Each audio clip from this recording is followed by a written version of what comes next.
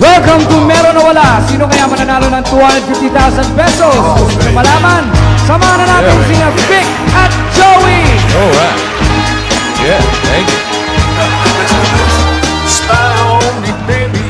Meron o Wala is brought to you by Standard Appliances and Vic's House of Entertainment and Beauty. we'd like to thank our Salaginto dancers. Para mga Salaginto. Yeah. Yeah, orange. Sa Instant Dance, 1,000 pesos mo.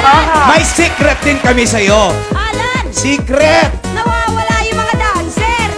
Ito nga yung secret natin eh. Nasaan na sila? Secret kasi sa taas manggagaling. Ay! Kikay, Pepay, Akang, Baba. Oh. Isang ang laglag one time. Pipili! Ano? Hello! Hello?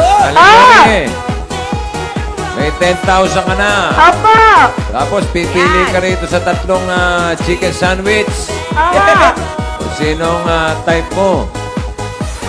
Para meron dyan 10, may 15 at 20,000 pesos. Apa! Sino ngayon ang film mo? Si Pepay, si Kikay o si Akang?